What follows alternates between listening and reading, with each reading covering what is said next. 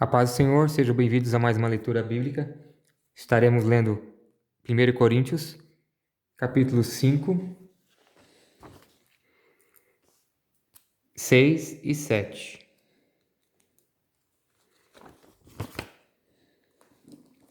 Imoralidade na igreja de Coríntio. Agora estão dizendo que há entre vocês uma imoralidade sexual tão grande que nem mesmo os pagãos seriam capazes de praticar. Fiquei sabendo que certo homem está tendo relações com a própria madrasta. Como é que vocês podem estar tão orgulhosos? Pelo contrário, vocês deviam ficar muito tristes e expulsar do meio de vocês quem está fazendo uma coisa dessas. Quanto a mim, ainda que não esteja presente aí pessoalmente, estou com vocês em espírito, e agindo como se eu estivesse aí. Já julguei pela autoridade do nosso Senhor Jesus o homem que está fazendo essa coisa horrível. Quando vocês se reunirem, estarei com vocês em espírito. Então, pelo poder do nosso Senhor Jesus, que estará presente conosco, entregue esse homem a Satanás, para que o seu corpo seja destruído, mas o seu espírito seja salvo no dia do Senhor.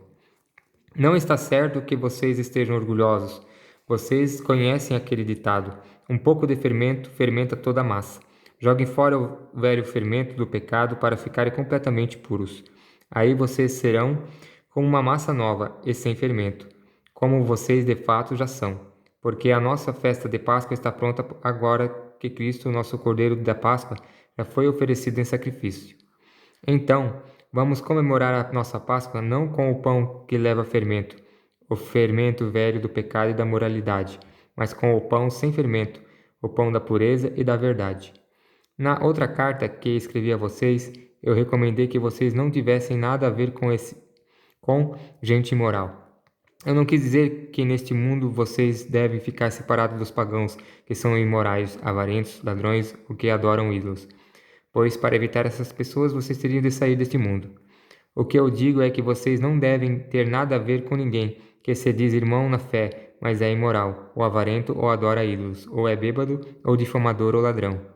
Com gente assim vocês não devem nem comer uma refeição. Afinal de contas, eu não tenho o direito de julgar o que não são cristãos? Deus os julgará. Mas será que vocês não devem julgar os seus irmãos na fé? Como diz as Escrituras Sagradas, expulsem do meio de vocês este homem imoral.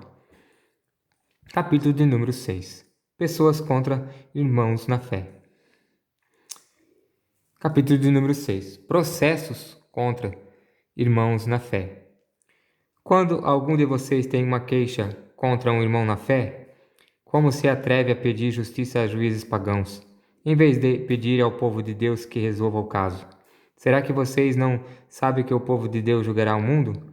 Então, se vocês vão julgar o mundo, será que não são capazes de julgar essas coisas pequenas? Por acaso vocês não sabem que nós julgaremos até mesmo os anjos? Muito mais então devemos julgar as coisas desta vida. Portanto, se surgir alguma questão dessas, será que vocês vão procurar pessoas que são desprezadas na igreja para julgar esses casos? Que vergonha! Será que entre vocês não existe alguém com bastante sabedoria para resolver uma questão entre irmãos? É claro que existe, mas o que acontece é que um irmão em Cristo leva ao tribunal a sua queixa contra outro irmão e deixa que juízes pagãos julguem o caso. Só o fato de existirem questões entre vocês já mostra que vocês estão falhando completamente. Não seria melhor aguentar a injustiça? Não seria melhor ficar com o prejuízo? Pelo contrário, vocês cometem injustiça e roubam, e fazem isso tudo contra os seus próprios irmãos. Vocês sabem que os maus não terão parte no reino de Deus. Não se engane, pois os imorais, os que adoram ídolos, os adúlteros, os homossexuais, os ladrões, os avarentos, os bêbados, os caluniadores e os assaltantes não terão parte no reino de Deus. Alguns de vocês eram assim, mas foram lavados do pecado, separados para pertencer a Deus e aceitos por Ele por meio de Jesus Cristo e pelo Espírito de nosso Deus. O uso do corpo para a glória de Deus. Alguém vai dizer: eu posso fazer tudo o que quero. Pode sim, mas nem tudo que é bom para você. Eu poderia dizer: posso fazer qualquer coisa, mas vou deixar que nada me escravize. Outro vai dizer: o alimento existe para o estômago, e o estômago existe para o alimento. Sim, mas Deus acabará com os dois. O nosso corpo não existe para praticar imoralidade, mas para servir o Senhor. E o Senhor cuida do nosso corpo. Pelo seu poder, Deus ressuscitou o Senhor e também nos ressuscitará a nós. Será que vocês não sabem que o corpo de vocês faz parte do corpo de Cristo? Será que eu vou pegar uma parte do corpo de Cristo e fazer com que ela seja parte do corpo de uma prostituta? É claro que não. Ou será que vocês não sabem que o homem que se une com uma prostituta se torna uma só pessoa com ela? As Escrituras Sagradas afirmam: os dois se tornam uma só pessoa. Porém, quem se une com o Senhor se torna espiritualmente uma só pessoa com Ele. Fujam da imoralidade sexual. Qualquer outro pecado que alguém comete não afeta o corpo, mas a pessoa que comete imoralidade sexual peca contra o seu próprio corpo. Será que vocês não sabem que o corpo de vocês é o templo do Espírito Santo, que vive em vocês? Ele lhes foi dado por Deus? Vocês não pertencem a vocês mesmos, mas a Deus, pois Ele os comprou e pagou o preço. Portanto, use o seu corpo para a glória dele.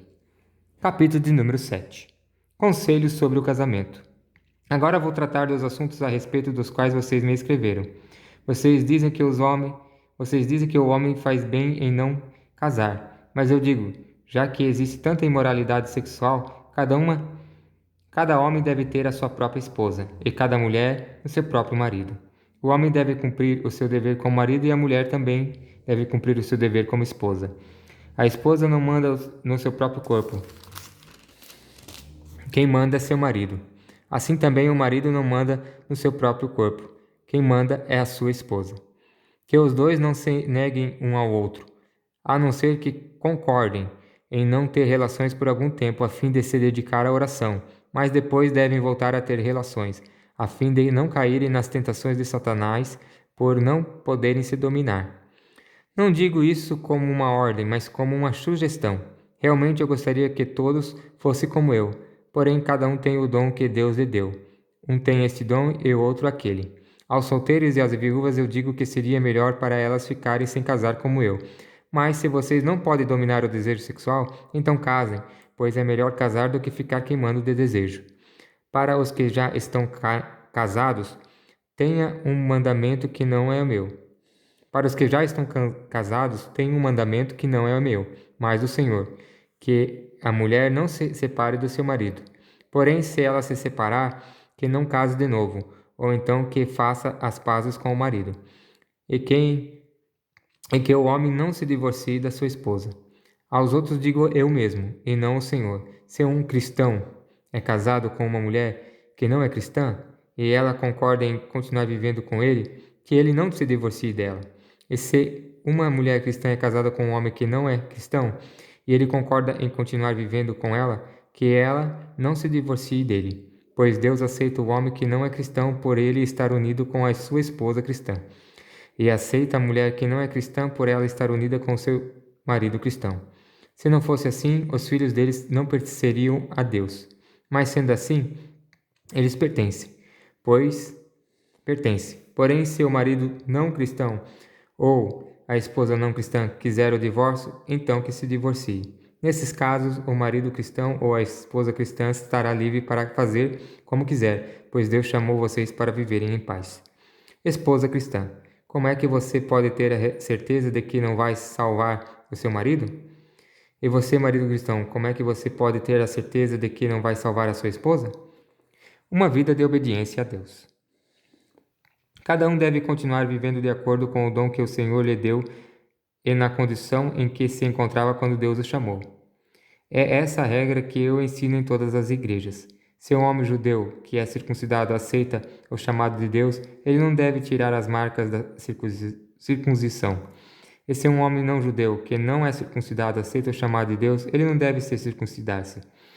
Não faz diferença entre a circuncidado ou não. O que importa é obedecer aos mandamentos de Deus. Cada um deve continuar como era quando aceitou o chamado de Deus. Você era escravo quando Deus o chamou. Não se preocupe com isso. Mas se você pode se tornar livre, então aproveite a oportunidade. Pois o escravo que foi chamado pelo Senhor é agora um homem livre, que pertence ao Senhor. Assim também o homem livre que foi chamado por Cristo é escravo de Cristo. Deus comprou vocês por um preço, portanto, não se torne escravo de seres humanos. Irmãos, cada um deve continuar na presença de Deus, assim como era quando Deus o chamou. Conselhos para as pessoas solteiras e para viúvas. Para os solteiros eu não tenho nenhum mandamento do Senhor, porém dou a minha opinião como uma pessoa que, pela misericórdia do Senhor, merece confiança. Por causa dos tempos difíceis em que vivemos, eu penso que é melhor para o homem ficar como está. Você tem esposa? Então não procure se separar dela. Você é solteiro? Então não procure esposa. Porém, se você casar, não estará cometendo pecado. E se uma moça solteira casar, também não estará cometendo pecado. Mas eu gostaria de poupar vocês dos problemas de cada dia que terão na vida de casados. Irmãos, o que eu quero dizer é isto: não nos resta muito tempo, e daqui em diante os casados devem viver como se não tivesse casado. Os que choram como se não estivessem chorando, os que estão rindo como se não estivessem rindo, os que compram como se não fosse deles aquilo que compraram, os que tratam das coisas deste mundo como se não estivessem ocupados com elas, pois este mundo, como está agora, não vai durar muito. Não vai durar muito. Eu quero livrá-los de preocupações. O solteiro se interessa pelas coisas do Senhor porque quer agradá-lo, mas o homem casado se interessa pelas coisas deste mundo porque quer agradar a suas esposas. E por isso é puxado para duas direções diferentes. Quando as mulheres, tanto as viúvas quanto as solteiras, elas estão interessadas nas coisas do Senhor, porque querem se dedicar de corpo e alma a Ele. Mas a mulher casada se interessa pelas coisas deste mundo, porque quer agradar o marido. Eu estou dizendo isto porque quero agradá-los. Não estou querendo obrigar ninguém a nada. Pelo contrário, quero que façam o que é direito e certo, e que se entreguem ao serviço do Senhor com toda a dedicação. Aos que ficaram noivos, mas resolveram não casar mais, eu digo o seguinte: se o rapaz sente que assim não está agindo certo com a sua noiva e acha que a sua paixão por ela ainda é muito forte e que devem casar, então que casem. Não existe pecado nisso.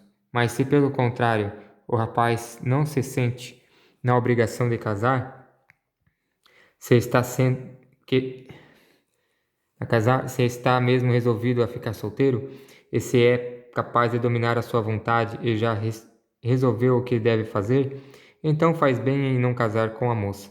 Assim, quem casa faz bem, mas quem não casa faz melhor ainda. A mulher não está livre enquanto seu marido estiver vivo. Caso o marido morra, ela fica livre para casar com quem quiser, contanto que case com um cristão. Porém, ela será mais feliz se ficar como está. Essa é a minha opinião, e eu acho que também tem o Espírito de Deus. Essa foi a leitura de hoje. A paz do Senhor.